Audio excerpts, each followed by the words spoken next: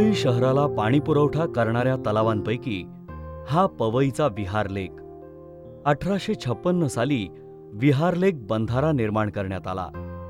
हा विहार तलाव पावसाळ्यात पाण्याने तुडुंब भरल्यावर त्याचं अतिरिक्त पाणी आपसूक बंधाऱ्यावरून वाहू लागतं आणि इथूनच मिठी नदीच्या प्रवाहाला खरी सुरुवात होते. कोणे एकेकाळी या नदीचं पाणी चवीला गोड होतं, म्हणून या नदीला मिठी नदी म्हणत असत. 850 वर्षांपूर्वीच्या महिकावतीच्या बखरीत सुद्धा मिठी नदीचा उल्लेख आढळतो.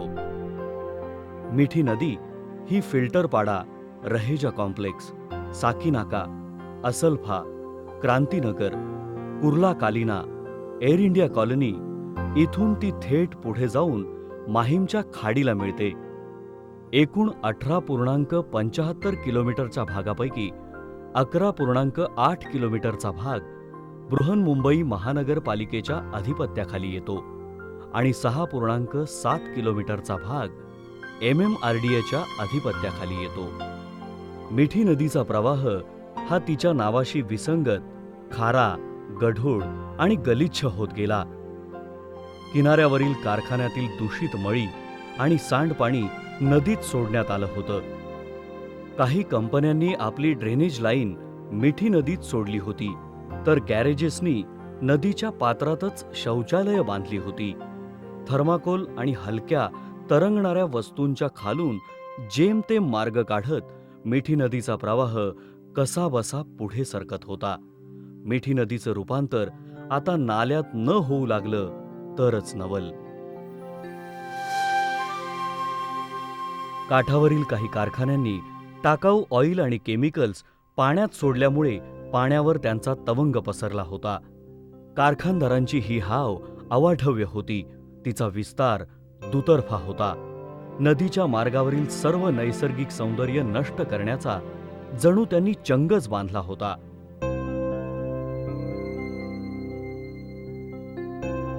दुतर्फा पसरत चाललेल्या दलदलीच्या घाणीच्या पसाऱ्यातून चिंचोळा मार्ग काढत मिठी नदी पुढे चालली होती.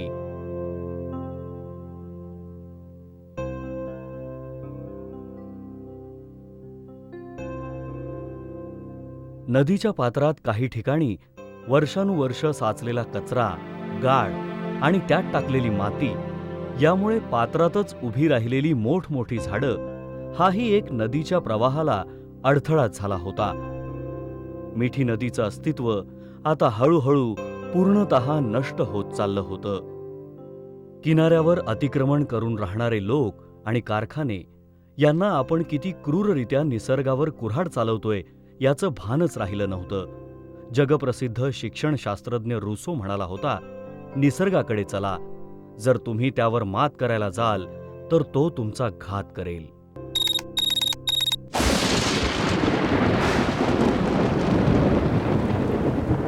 जुलै 2005 रोजी तो प्रलयंकारी पाऊस पडला आणि मिठी नदीनं आपलं अस्तित्व साऱ्या जगालाच दाखवून दिलं. विहार लेकच्या बंधाऱ्यावरून वाहणारं अतिरिक्त पाणी आणि मिठी नदीला जोडणारे इतर नाले, गटारं आणि मुसळधार पडणाऱ्या पावसाने मिठी नदीला महाभयंकर पूर आला. नदीच्या पात्रातच बेकायदेशीररित्या घरं बांधून राहणाऱ्यांच्या घरातल्या सामानासकट घरातील लोकही वाहून गेले. काठावरच्या कारखान्यातील मशिनरी, सर्व माल पुरात वाहून गेला. माणसांची जर ही अवस्था झाली तर त्या बिचाऱ्या मुक्या प्राण्यांचं काय झालं असेल. मिठी नदी आणि तिच्या भोवतालच्या परिसरात पूर येऊन पाण्याची पातळी जमिनीच्या वर 10 ते 12 फुटापर्यंत होती.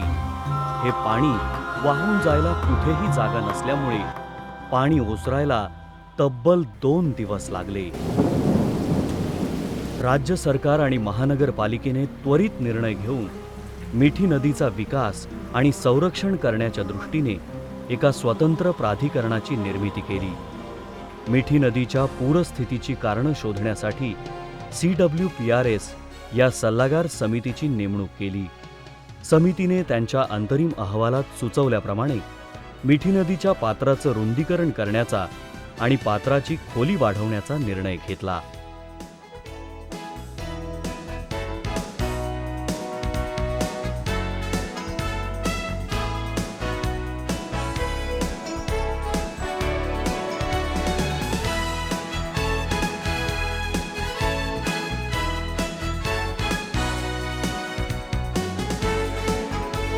गेल्या वर्षी 26 जुलैला जे मोठा प्रलयंकारी पाऊस आला आणि त्याच्यानंतर जे पूर आला, त्याचं एक कारण म्हणजे मिठी नदी जे ओव्हरफ्लो झाल्यामुळे आणि अरुंद असल्यामुळे त्यांची होल्डिंग कॅपॅसिटी कमी झाल्यामुळे झाले, असे तज्ज्ञांचे कन्क्लूशन आहे. आणि आता सत्यशोधन समिती डॉक्टर माधवराव चितले यांच्या अध्यक्षतेखाली जे समिती नेमली, त्यांनीसुद्धा मिठी नदी आणि इतर सर्व नदी नाल्या याच्या रुंदीकरण आणि खुलीकरण मॉडेलिंगच्या आधारावर करण्याची गरज आहे, असं त्यांनी सुचवले. रुंदीकरण हा आम्ही सर्वांसाठी एक आव्हान होता. त्याचे कारण असं आहे की ते एक तर लांबी त्याची भरपूर आहे, प्लस त्याच्या बहुतेक एरिया हेवली इन्क्लोज्ड एरिया होता आणि म्हणून एक हा मोठा आव्हान मला ते फार कमी वेळेत करण्याची जबाबदारी आमची सगळी टीमवर होती. मिठी नदीचे 8 विभाग करण्यात आले. त्या 8 सेगमेंटसाठी वेगवेगळे एजन्सीज नेमल्या गेल्या.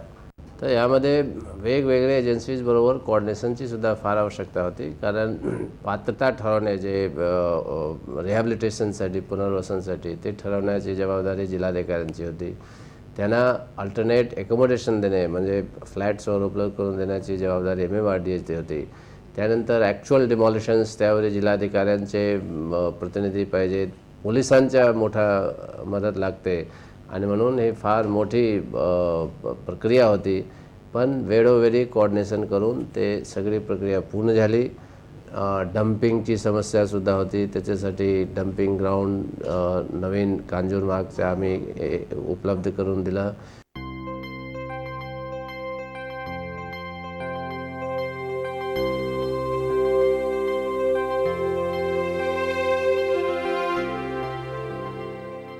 पूर्वीची मिठी नदीची रुंदी फार कमी होती.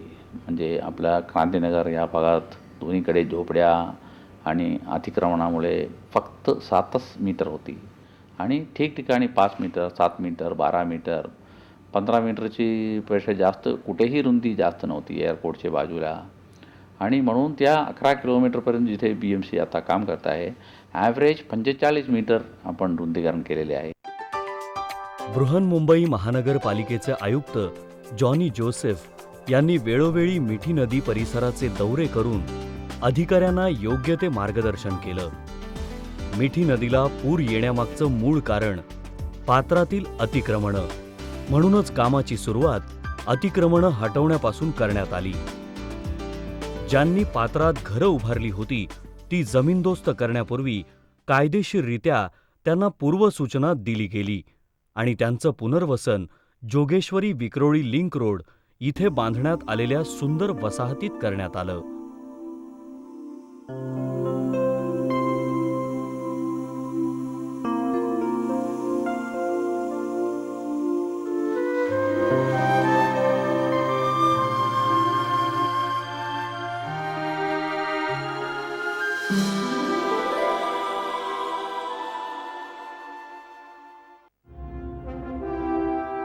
मिठी नदीचं पात्र पहिल्या टप्प्यात नगर भूमापन नकाशावर दाखवलेल्या मूळ प्रवाहाप्रमाणे जवळजवळ 30 ते 60 मीटर रुंद करण्यात आलं.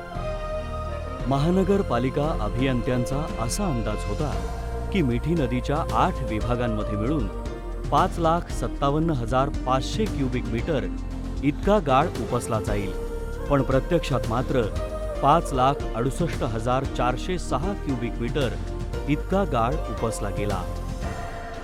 8 विभागात मिळून एकूण 32 Poclain machines, 10 JCB machines, 4 pontoon machines आणि 200 डंपर्स कार्यरत होते.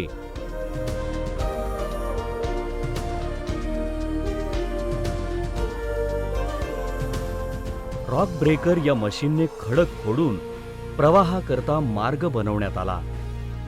काही कारखान्यांनी आपली कंपाऊंडची भिंत नदीच्या पात्रातच बांधली होती, तीही फोडण्यात आली. महापौर दत्ता दळवी यांनी मिठी नदी परिसराची पाहणी करून अधिकाऱ्यांना योग्य त्या सूचना दिल्या. महानगरपालिका इंजिनियर्सनी जबाबदारीची पूर्णतः जाणीव ठेवून पावसाळ्यापूर्वीच सर्व कामं पूर्ण करवून घेतली.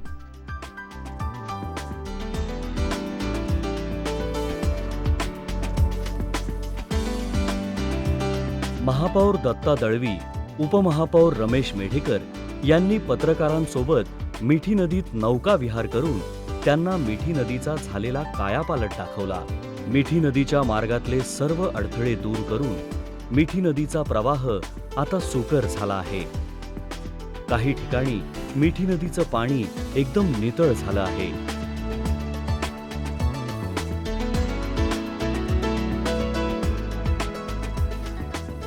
अतिक्रमणांच्या मिठीत गुदमरलेली मिठी नदी आता मुक्त झालीय.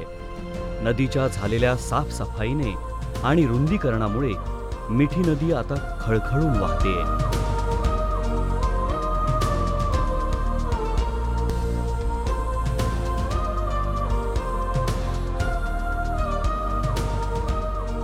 मिठी नदीच्या आसपास राहणाऱ्या रहिवाशांनी झालेल्या साफसफाईमुळे परिसरातील दुर्गंधी आणि डास कमी झाले असल्याचं आणि त्यामुळे पसरणाऱ्या रोगराईवर सुद्धा आळा बसला असल्याचं सांगितलं.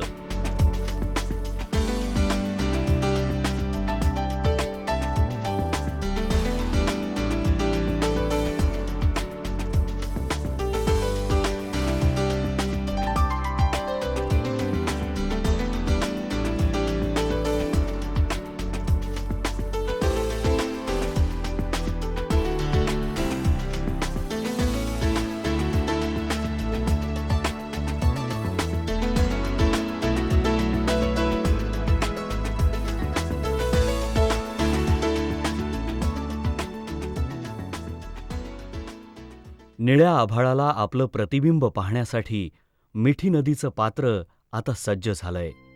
राज्यपाल एस.एम. कृष्णा यांनी पाहणी करून मिठी नदीच्या विस्तृत पात्राची मुक्त कंठाने स्तुती केली.